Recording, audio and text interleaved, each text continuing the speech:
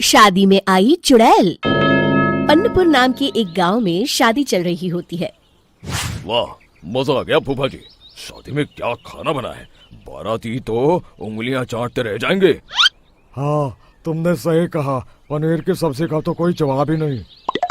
दूसरी तरफ पंडित जी फेरों की तैयारी कर रहे होते हैं कि तभी वहाँ एक चुड़ैल आ जाती है। अरे मर गया रे, ये चुड़ैल यहाँ क्या कर रही है? अरे दिवाकर जी, ये आपकी कौन सी रिश्तेदार है? अरे मुझे क्या पता, क्या भाग्यवान, कहीं ये तुम्हारे मायके से तो नहीं आई है।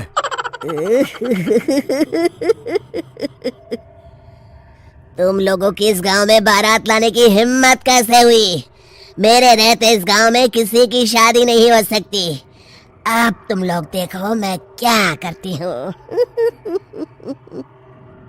अरे मर गया रे, मैंने सुना है ये जबान की पक्की है। भागो रे भागो, वरना ये चुड़ैल किसी को नहीं छोड़ेगी।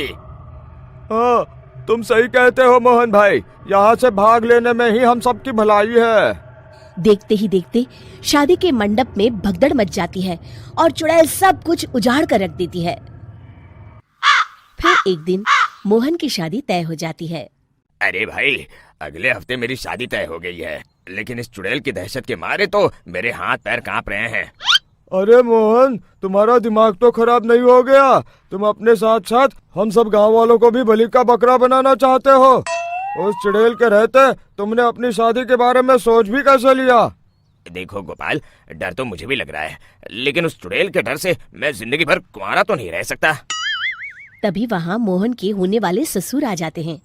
अरे ससुर जी, आप?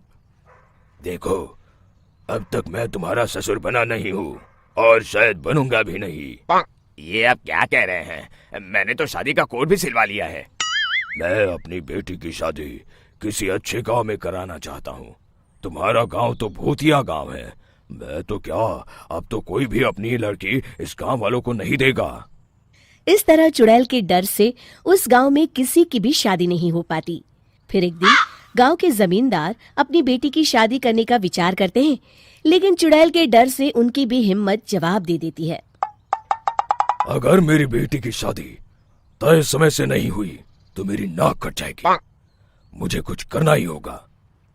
एक सलाहकार के कहने पर जमींदार काशी से एक बहुत ही नामी तांत्रिक को अपने घर बुलवाते हैं, जो भूत चुड़ैल को पकड़ने में माहिर माना जाता था।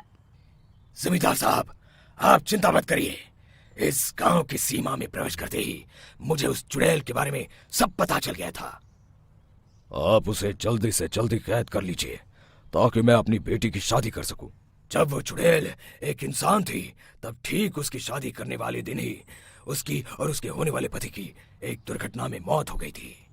उसका होने वाला पति आज भी भूत बनकर जंगल में भटकता है। इसलिए जब तक चुड़ैल की शादी नहीं हो जाएगी, वो किसी और की भी शादी नहीं होने देगी। ये आप क्या कह रहे हैं? अगर वो भूत भी हमारे गांव में आ गया तब हमारा क्या होगा? ये आदमी बीच में बहुत बोलता है, इसे बाहर निकालो। उसके बाद तांत्रिक बताते हैं कि अगर उस भूत के साथ चुड़ैल की शादी करा दी जाए तो वो चुड़ैल हमेशा हमेशा के लिए उस गांव को छोड़कर चली जाएगी। जमींदार साहब, आप अपनी बेटी की शादी की तैयारी शुरू कर दीजिए। मैं कुछ गांव वालों को अपने साथ लेकर उस भूत को ढूंढने जंगल की ओर जाता हूँ। इस तरह जमींदार निश्चित होकर अपनी बेटी की शादी करवाने लगते हैं, लेकिन तभी वहाँ चुड़ैल आ जाती है। मैंने तुम गांव वालों को समझाया था ना कि इस गांव में कभी कोई शादी नहीं करेगा। लगता है तुम लोग मुझे हल्के में ले रहे हो। चुड़ैल जमींदार की बेटी को उठा लेती है। अब देखती हूँ बिना दुल्हन के तुम लोग शादी कैसे करोगे। मैं इसे अपने साथ ले जा रही हूँ। छोड़ मुझे, पिताजी, मुझे बचाइए। अरे कोई मेरी बेटी को बचाओ। तभी तांत्रिक उस भूत को लेकर वहां पहुंचता है। अरे भाग्यवान, रुको, इन मासूमों को परेशान मत करो।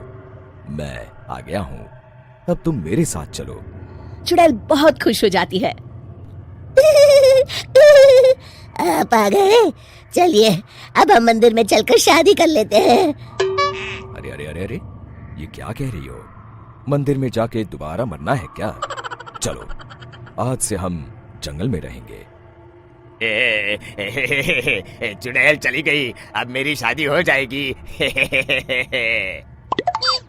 इस तरह सभी गांव वाले खुशी से झूमने लगते हैं।